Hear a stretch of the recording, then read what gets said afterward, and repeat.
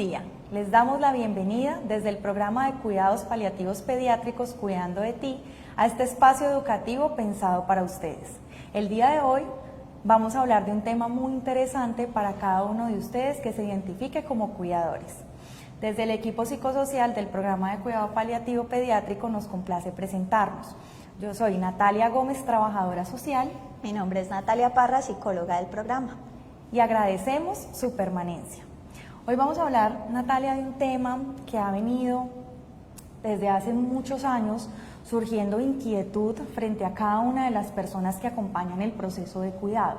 Y es que precisamente cuando pensamos en el cuidado, pues nos estamos remitiendo a esas prácticas que acompañan el estar con el otro, el conectar, precisamente desde un acompañamiento, no solo a un diagnóstico que pueda acompañar a un paciente, sino lo que implica el estar ahí.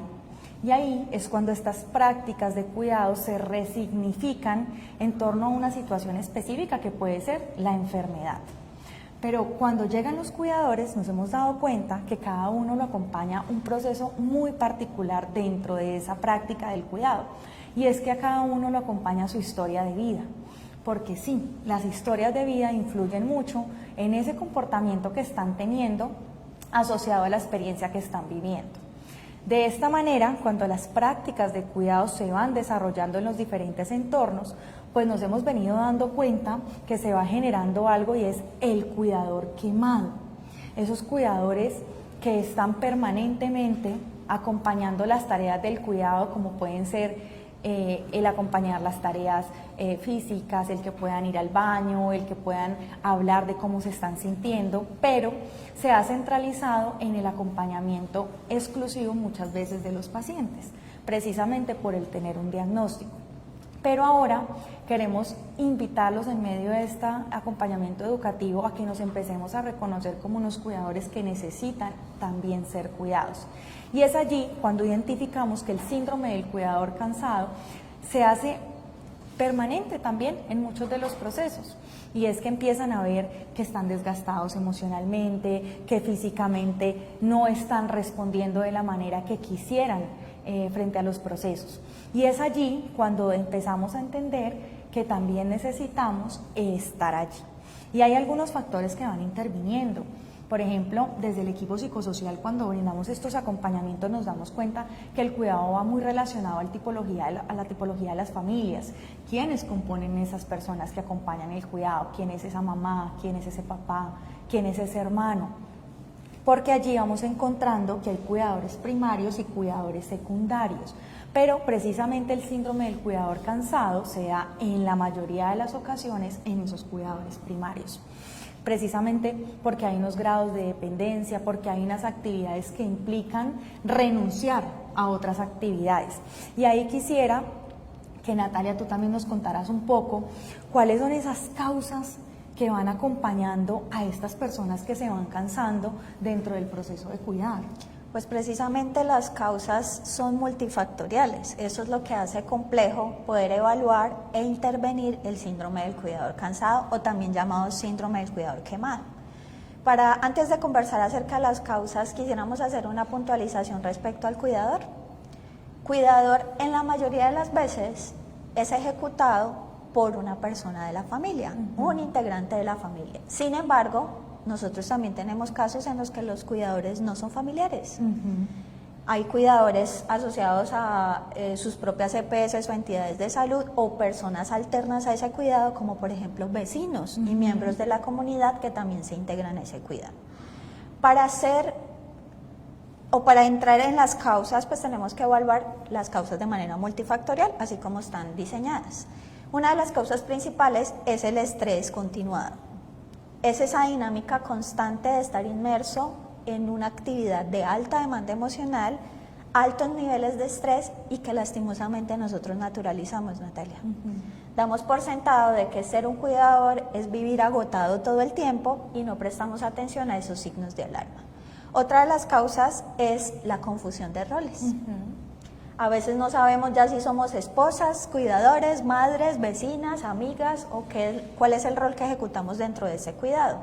En el caso del síndrome del cuidador cansado que nos convoca hoy, que es de nuestros niños, de nuestros pacientes pediátricos crónicos, la mayoría de las veces ese rol está relacionado a la figura materna. Pero también tenemos figuras como por ejemplo las abuelas, las tías o personas de su comunidad que hacen el rol de cuidado. Otra de las causas son expectativas poco realistas. Muchos de nuestros cuidadores sienten la responsabilidad de recuperar al paciente.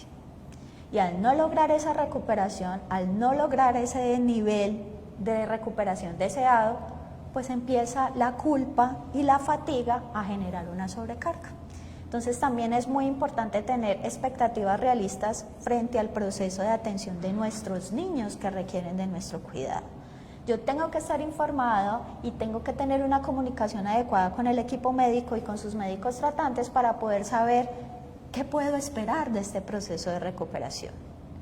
Expectativas ajustadas a la realidad que nos permitan que ese cuidador sepa hacia dónde va direccionados los objetivos terapéuticos y de rehabilitación de nuestros niños. Eso también puede ayudar a amortiguar el riesgo de no desarrollar síndrome del cuidador cansado. Una de las causas principales también es la sobreexigencia. En la mayoría de los cuidadores observamos la necesidad aférrima de hacer un cuidado perfecto, un cuidado de alta calidad. Entonces, en casos, por ejemplo, de nuestros pacientes pediátricos que tienen dispositivos médicos por enfermedades crónicas, incluso los cuidadores llegan a tener una demanda de sobreexigencia tan alta que necesitan capacitarse casi como si se volvieran doctores. Entonces más o menos vienen a narrarnos a nosotros la historia clínica completa del paciente y obviamente eso hace parte del empoderamiento siempre y cuando no se vuelva sobreexigencia. Otra de las causas es la falta de control que se percibe por parte de los cuidadores. Esa sensación de que nada de lo que yo hago lo puedo controlar y nada de lo que hago beneficia el cuidado o el bienestar de mi paciente. Y en eso trabajamos mucho los equipos psicosociales, Natalia, porque precisamente siempre intentamos explicar al cuidador cómo ese rol de ser cuidador es un rol fundamental. Porque nosotros no podemos tener un paciente cuidado sin un rol de cuidador, pero tampoco podemos ser cuidadores si nosotros mismos no hacemos conductas de autocuidado que nos favorezcan nuestro propio bienestar para el cuidado. Fíjate, Natalia, que lo que dices es muy importante porque también nos permite reflexionar sobre esas prácticas y esos estándares establecidos socialmente, ¿no? En el que ser cuidador implica dar todo y más, aunque mi capacidad me sobrepase. Y eso me gusta mucho porque precisamente eso nos permite hacernos un llamado para evaluar la forma en la que estamos cuidando, sobre todo cuando tenemos poblaciones de alta demanda en el cuidado, como puede ser el cuidado de un niño. Y ahí es cuando empezamos en ese tema de esa negociación que no nos permite reconocer que también nosotros requerimos tener un momento importante en nuestra vida y es ¿quién soy yo en este momento en el que estoy acompañando? Y me gusta mucho porque eso que tú dices también nos permite generar un alto para evaluar esos estándares que nos han establecido, para poder reconocer en qué momento yo necesito un acompañamiento emocional desde un profesional de la salud, porque muchas veces pensamos, por ejemplo, en estos acompañamientos psicosociales, es que mi hijo lo necesita, pero también es un llamado en que el acudir a una consulta terapéutica también nos permite a nosotros cuidarnos, gestionar eso que nos está pasando. Y aquí quisiera, por ejemplo, Natalia, que nos contaras un poco cómo pueden identificar, o sea, qué se puede preguntar un cuidador para reconocer que puede estar cansado dentro del proceso. ¿Qué me pudiese estar preguntando yo en este momento para poder tener una identificación e ir centralizando esas necesidades que yo tengo? Yo creo que una de las preguntas fundamentales y que es un punto de partida para yo poder identificar que tengo un síndrome de cuidador cansado es ¿qué está pasando conmigo? Es una pregunta obligatoria para cada uno de nuestros cuidadores de manera constante, porque tú tienes razón respecto a la sobreexigencia que hacemos también a nivel social y muchas veces nosotros en nuestra consulta de cuidado paliativo pediátrico encontramos cuidadores muy cansados que incluso sus familias son quienes están generando presión y sobrecarga sobre ellos, Porque tenemos afirmaciones, por ejemplo, como es que yo estoy todo el tiempo dedicado al cuidado de mi hijo, pero cuando le digo a mi esposo, me siento muy cansada, él me responde, ¿cansada de qué? Si estás todo el tiempo en casa. Pero no nos fijamos y no somos lo suficiente empáticos y compasivos de entender toda la dinámica familiar que mueve el cuidado de un paciente. No es simplemente bañarlo, es tú concentrar tu atención de manera constante y permanente en las necesidades de otro ser humano, en su alimentación, en su higiene, en moverlo, en cambiarlo de posición, incluso en distraerlo. Nuestros niños, aún con condiciones neurológicas importantes, también necesitan tiempo de esparcimiento y ocio, y eso también recae sobre el cuidador. Entonces, ese llamado de atención que tú hacías, yo pienso que es un llamado de atención muy importante, no solamente a nivel social, sino también en pequeños núcleos sociales, en la familia. ¿Qué estamos haciendo nosotros como familia y cómo estamos evaluando y cómo estamos favoreciendo ese cuidado también? Pero retomando la pregunta que me hacías y respecto a la pregunta inicial, pues primero es, ¿cómo me siento? ¿Cómo siento yo que estoy ejecutando este rol de cuidador? Que es la pregunta base. Otras preguntas que nos ayudan a ver esa dinámica es, ¿he dejado de hacer todas las actividades que yo hacía antes por dedicar mi rol al cuidado? Por ejemplo, ya no converso telefónicamente con mis amigas. No tengo un tiempo, por ejemplo, para llamar a mi mamá y conversar acerca del día a día de este proceso. Obviamente, al ser cuidador, esos tiempos se acortan, pero dejarlos completamente también es un factor de riesgo para nuestros cuidadores. Abandonar actividades, aficiones, por ejemplo, hobbies, por el rol de cuidado también. Entonces la siguiente pregunta sería, ¿has dejado de hacer cosas que te generan bienestar por ejecutar tu rol de cuidado? Una siguiente pregunta sería, ¿has relacionado problemas asociados al estrés posterior al iniciar el rol de cuidador? O sea, ¿qué tan estresado me siento yo ahora en comparación a cómo era mi realidad antes de ejecutar este rol de cuidado? ¿Estás enfermo o a menudo sientes síntomas asociados a que tu salud se está viendo afectada? A veces lo que nosotros encontramos en la mayoría de nuestros cuidadores, que es un llamado de atención permanente, es que se concentran tanto en el rol de cuidar que nos olvidamos del cuidarnos. Entonces incluso dejamos nuestros propios controles médicos, nuestras propias medicinas, nuestros propios tiempos de descanso, nuestra propia alimentación por estar concentrados completamente en el cuidado. Y en eso también tiene mucho que ver factores tan importantes como qué tan crónica es la enfermedad, Natalia. Porque una cosa es tú ejecutar un rol de cuidado en un proceso rehabilitatorio puntual, no crónico, a ejecutarlo ahora y por mucho tiempo después, quizás por toda la vida. De eso también va a depender mucho la demanda. Una pregunta que a mí me gusta hacer mucho es respecto al componente emocional de ese cuidador. ¿Has sentido que no tienes ganas de hacer nada? Incluso de no cuidar a tu propio hijo frente a este proceso. Y en muchas ocasiones hay mucha culpa asociada a esa pregunta. Espero, lo que nos dicen a nosotros como equipo de médico es, doctora, pero ¿por qué voy a estar en sobrecarga o por qué voy a estar quemado si yo amo a mi hijo? Y a nosotros como equipo médico nos toca entrar a hacer un acompañamiento bastante importante y explicar que la sobrecarga o el cuidador cansado no está asociado con la falta de amor. Yo creo que es todo lo contrario, ¿sabes? Creo que es exceso de amor. Yo amo tanto y me dedico tanto a ese rol de cuidado que me olvido incluso de mi propio amor, del amor propio que me genera bienestar y protección. Otra de las preguntas es, ¿me cuesta mantener la atención en lo que hago? Que también puede pasar. Totalmente. Voy a la cocina porque tengo que sacar la leche de la nevera y llego a la cocina y digo, ¿qué es lo que vengo a hacer? ¿Estos zapatos para dónde van? Hay tantas actividades en la cabeza que no sé en qué focalizar, ¿no? Exacto, tengo tantas actividades que hacer, por eso el rol de cuidador es un rol tan demandante, porque además recordemos que la mayoría de nuestros cuidadores no solamente son cuidadores, son amas de casa, son esposos o esposas, son hijos o amigas, y esos roles también entran en muchas ocasiones a ser un proceso de sobrecarga. Otra de las preguntas es, ¿tengo ataques de ansiedad o ira? Me siento desesperado, incluso a veces siento ganas de salir corriendo de mi propia casa. Es una de las preguntas que también puede evaluar una sobrecarga en un cuidador. Sentimientos y sensaciones de no querer estar allí, de no ser partícipes de ese cuidado.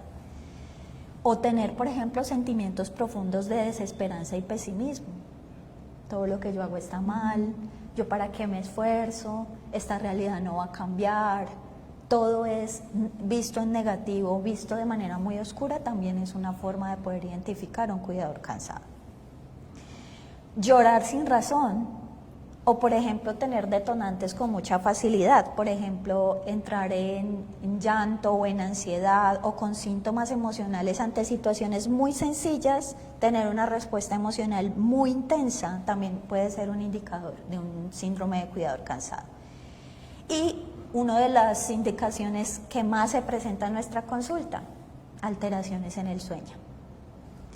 Doctora, yo me acuesto y quiero dormir, pero mi cuerpo está tan activo y mi mente no para todo el tiempo de estar pensando, y si me duermo y llora, y si me duermo y se ahoga, y si me duermo y le pasa algo.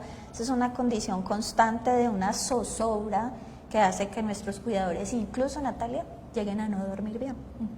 Y obviamente, al no poder dormir bien, su condición emocional se ve afectada y los riesgos en salud mental aumentan de manera considerable. Fíjate que eso que dices es también un poco esa coherencia, ¿no? Porque cuando acompañamos en el cuidado, tú ves los padres muy comprometidos, a los abuelos, a los tíos, a los primos, a la persona que representa ser esa figura de cuidador primaria.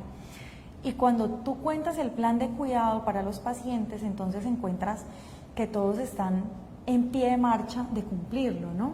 Entonces se dividen las tareas y yo voy a hacer esto, voy a acompañar de esta manera, voy a estar en estos tiempos de participación. Pero cuando es para nosotros eso no sucede. El cuidador normalmente presenta a veces esa incoherencia entre yo te voy a cuidar a ti, pero no me cuido a mí. Y ahí es cuando también es importante destacarnos y reconocernos como personas importantes en el proceso. Y fíjate que decías algo que es muy importante, y es, si nosotros tenemos una persona que requiere cuidados y no tenemos un cuidador, ¿qué vamos a hacer con el cuidado, cierto?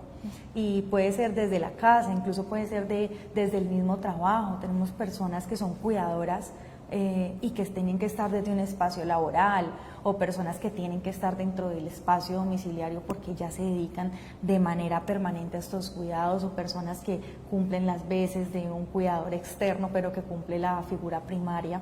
Y es ser coherentes en el cuidado, en que si yo le voy a decir a esa persona que yo estoy acompañando, es importante alimentarnos, es importante dormir, es importante bañarse, cepillarse, incluso los cuidados básicos. Totalmente.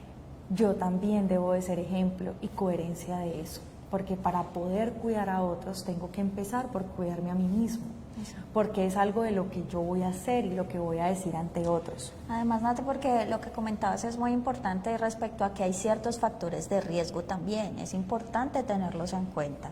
Digamos que no sabemos a ciencia cierta qué desencadena el síndrome de cuidador cansado por ser una situación multifactorial, pero sí hemos identificado que hay ciertos factores que predisponen a que la sobrecarga sea mayor.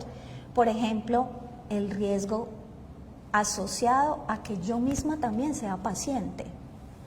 Por ejemplo, un cuidador que tiene diagnósticos de salud, pues obviamente tiene más riesgo de generar sobrecarga, porque mi cuerpo no está en condiciones óptimas. Por ejemplo, demos el caso de una enfermedad metabólica en el que yo misma tenga que tomar medicamentos y demás, en el que mis niveles de energía y dinamismo sean menores a lo esperado normalmente y yo tenga que estar dedicada a un rol de cuidado.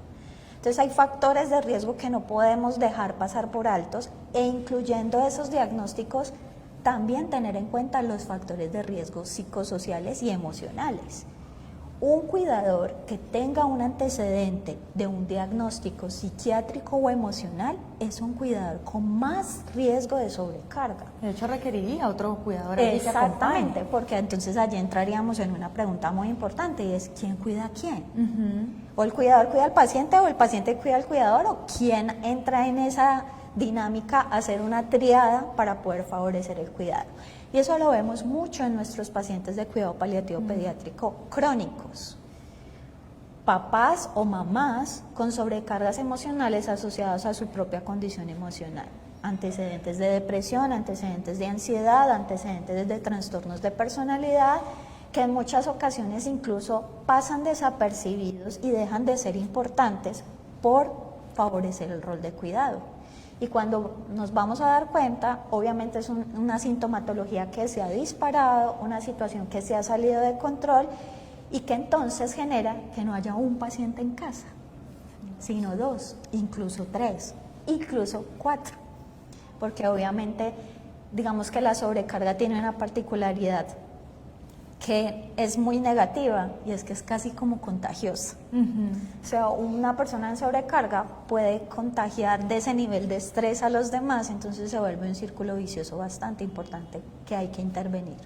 Precisamente eso es lo que nos marca también en lo generacional, ¿no? Muchas veces vemos que mi mamá cuidaba de esta manera, mi abuela cuidaba de esta manera, mi padre lo hacía de esta manera, entonces yo no puedo romper ese esquema, ¿no? Entonces, la mejor manera de hacerlo es dando el 200%, sí, que está bien, dar lo mejor de uno para otros, eso es excelente y de hecho es un ejercicio muy compasivo, pero también entre ese límite tan delgado, entre lo que yo puedo dar, que son esas expectativas que también tiene el otro, pero lo que coherentemente mi capacidad me permite, y ahí es cuando vemos también la implementación de estas ayudas que encuentran, digamos, en otros entornos, por ejemplo, que empiezan a consumir más cafeína, ¿no? Porque entonces lo que tú nos contabas de esas causas multifactoriales, y es ya no puedo dormir, entonces el café me puede ayudar, sí, pero ya el café pasó de una taza a hacer 10 tazas, ¿sí? A que yo me tome este medicamento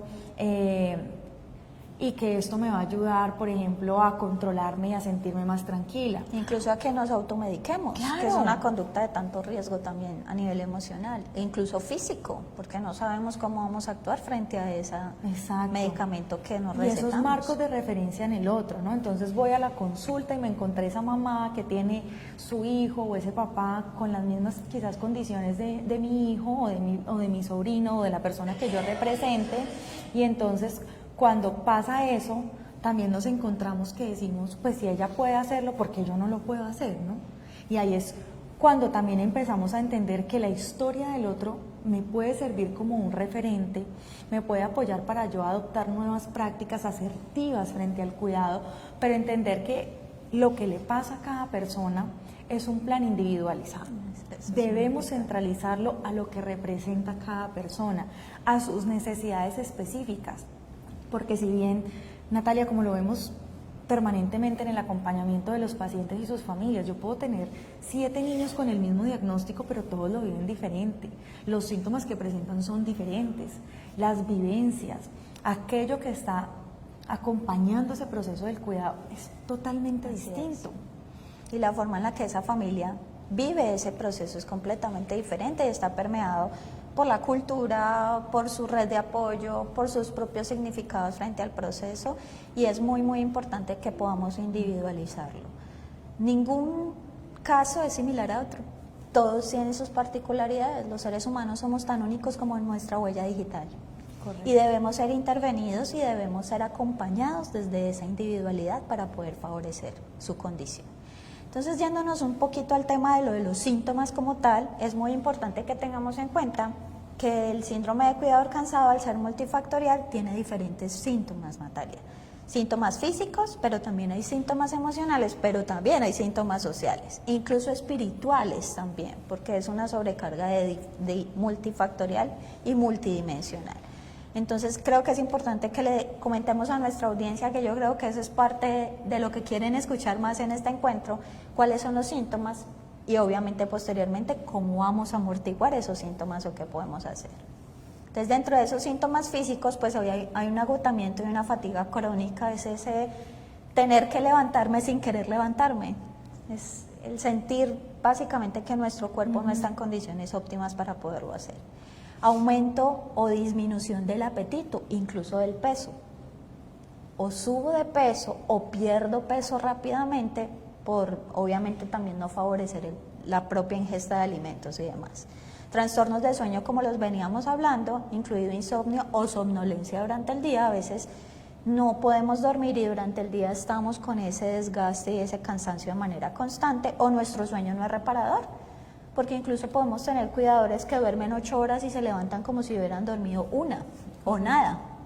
Entonces también tiene que ver.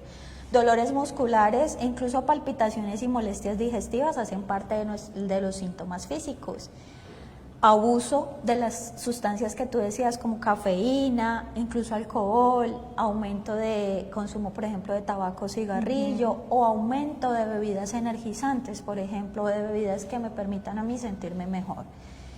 Automedicarnos o hacer uso de medicamentos que antes no utilizábamos para dormir o para sentirnos tranquilos o para mejorar la parte emocional también es un indicativo. Y un abandono de nosotros mismos, lo que tú comentabas acerca de cosas tan sencillas como la higiene, el no estar pulcro, el no prestarme un poquito de ese tiempo para incluso vestirme y estar presentable para mí y para los otros también hace parte del proceso. Aquí lo importante de lo que menciona Natalia es que los síntomas físicos son muy tangibles, entonces yo lo puedo observar, ¿no? Que ahí es cuando empezamos a ver estas diferencias entre los diferentes tipos de síntomas, y es que yo puedo ver el cambio del peso, ¿sí? Incluso nos van preguntando en nuestro entorno, ¿qué ha pasado? ¿Por qué has aumentado tanto de peso? ¿Por qué has bajado de peso? ¿Por qué te noto más irascible? ¿Por qué esa forma de responder? ¿Por qué ya evidencio que te estás tomando unas pastillas y no has ido al médico, por ejemplo? Entonces, eso que es tan tangible se empieza a hacer mucho más evidente dentro de los procesos. Así es. Pero ahora mencionabas algo muy importante, y es que además de lo físico también está lo emocional. Sí. ¿Qué síntomas emocionales pueden identificar estas personas que están acompañando los procesos de cuidado dentro de este camino? Pues uno de los síntomas más notorios, que es como un casi como común en la mayoría de las historias de nuestros cuidadores cansados, es la irritabilidad. Okay.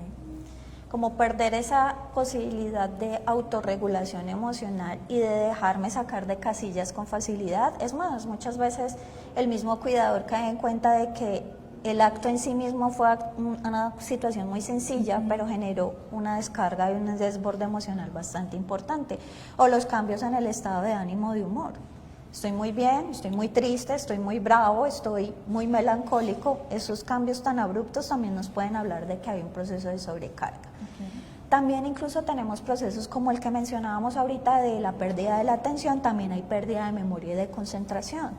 Entonces yo tenía una memoria muy prodigiosa, pero a medida que voy en proceso de sobrecarga, esa memoria ya no me funciona y ni siquiera me acuerdo de cosas sencillas que antes recordaba con mucha facilidad. Y obviamente la presencia de síntomas de depresión y ansiedad, que son muy frecuentes en el proceso de sobrecarga emocional de un cuidador cansado. Esa sensación de minusvalía, incluso desesperanza, pérdida de sentido de la vida, o situaciones de ansiedad en los que no me hallo y no me siento cómodo conmigo mismo, con la situación que atravieso, también hacen parte del proceso. Qué interesante. Fíjate que en este proceso educativo ya los cuidadores que en este momento nos están viendo ya han podido preguntarse, bueno, ¿qué me puedo preguntar yo? Pero además, ¿qué síntomas estoy presentando? Y ahí también entra un aspecto muy importante para continuar en este ejercicio reflexivo, y es ¿qué pasa socialmente con estas personas? ¿Sí? Y uno de esos puntos importantes que empezamos a hacer evidente, y es el aislamiento social. Entonces, como todo ha venido en un hilo conductor, nos mencionabas ahora, ¿no? Esos espacios donde yo dejo de estar, donde ya no estoy con mi amiga, donde ese café que yo me tomaba en esa librería que me gustaba, ya no lo hago, en el que yo pudiese ir a correr, porque eso me liberaba emocionalmente, y fíjate que ahí se integran las necesidades físicas, las necesidades emocionales, pero ya ni siquiera ir al parque a correr lo puedo hacer, en ir y compartir en una fiesta a la que me inviten, porque no está bien que yo esté disfrutando mientras tengo un paciente en casa, ¿no? O incluso el aislamiento familiar, ¿no? Que es de ese núcleo más cercano y donde el compartir un alimento en la mesa ya no pasa.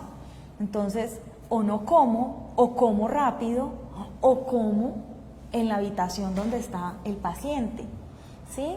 Entonces, incluso dejamos de disfrutar la comida, de saber qué alimento, y nos pasa mucho, ¿no? Entonces yo voy a comerme el almuerzo, pero cuando tú preguntas qué almorzaste, no sabemos qué almorzamos.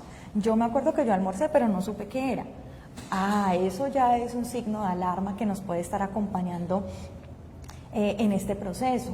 O también ocurre mucho que aquellas actividades que nos generaban placer o hobbies que quisiéramos estar compartiendo ya dejan de ser importantes para nosotros, porque ya se dejaron de priorizar. Y fíjate que esas actividades también inyectan. Esas actividades te permiten socializar, reconocer la experiencia de otros, compartir nuevos entornos, conocer nuevas personas. Y ahí también empezamos a tener en cuenta que empezamos a perder esas relaciones, ¿no? Entonces esa amiga con la que yo me contaba todo, o con la que yo estaba todos los días, por lo menos un mensaje de buenos días, cómo amaneces, ya desayunaste, o hice esto, ya no lo tenemos.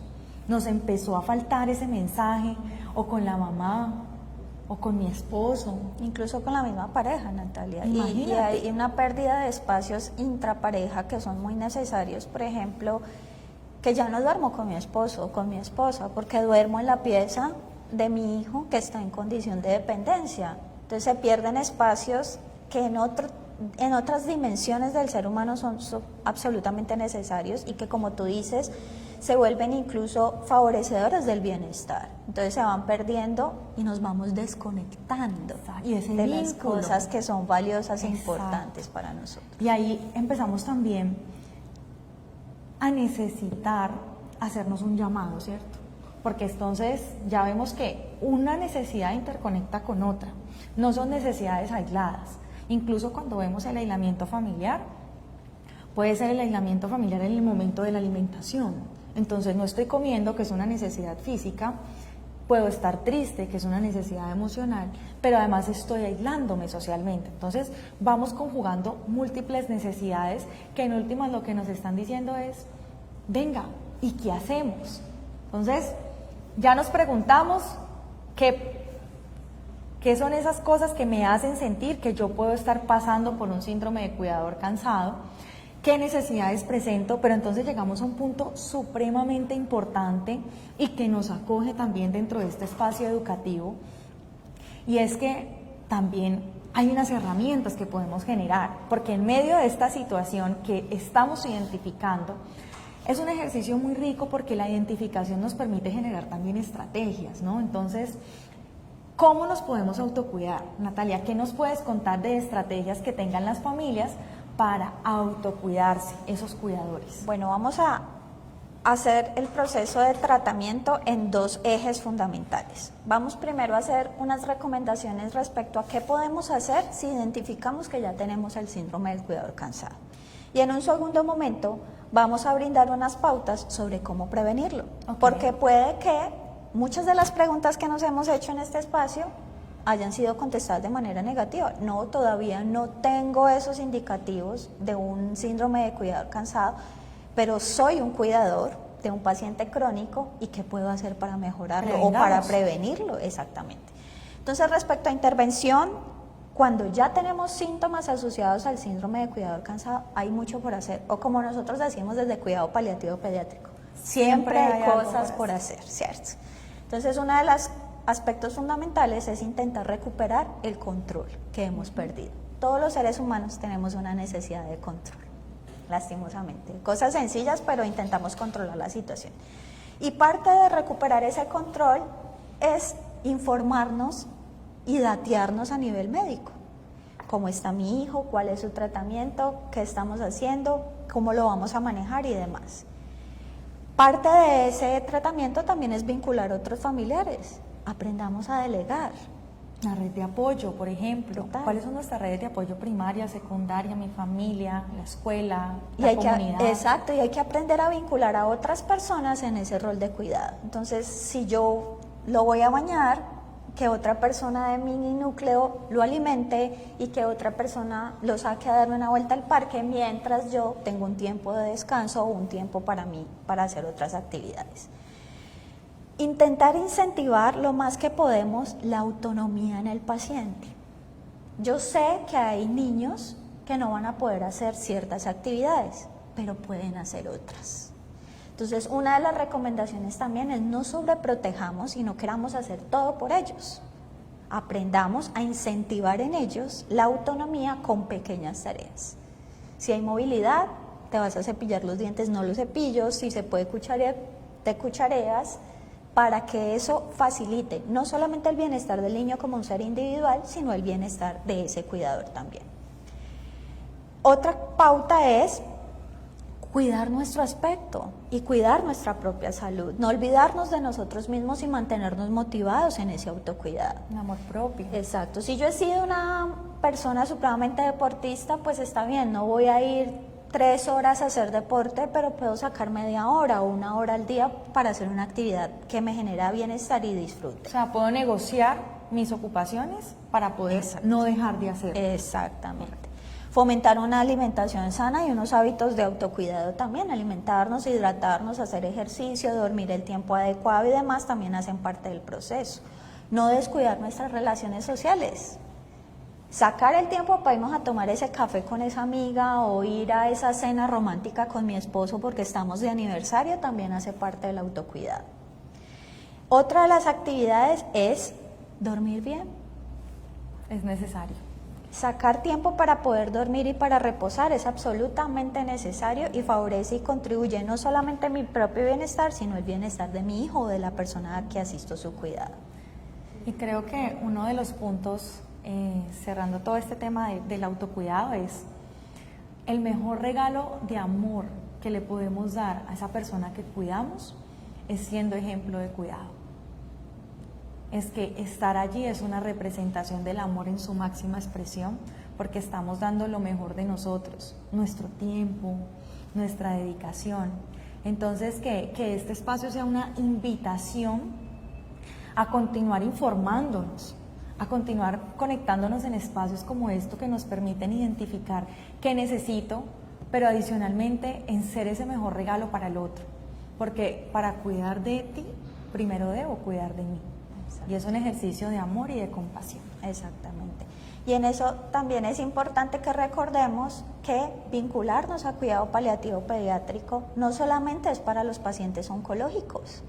Nosotros tenemos muchos niños en diversas condiciones de salud, en condiciones amenazantes para su vida, en situaciones que pueden poner en riesgo su propio bienestar y calidad de vida, y también son tributarios del cuidado paliativo pediátrico. Entonces la invitación es a que puedan acceder a este servicio de Fundación Valle de Lilia, a nuestro programa de cuidado paliativo pediátrico Cuidando de Ti, que funciona tanto en la sede principal como en la sede de Tequendama. La sede de Tequendama es para nuestros niños crónicos, no oncológicos, y los invitamos a que nos den el honor de poder acompañarlos en este proceso y que también favorezcamos su bienestar, el bienestar de nuestros cuidadores a través del control de síntomas de nuestros niños.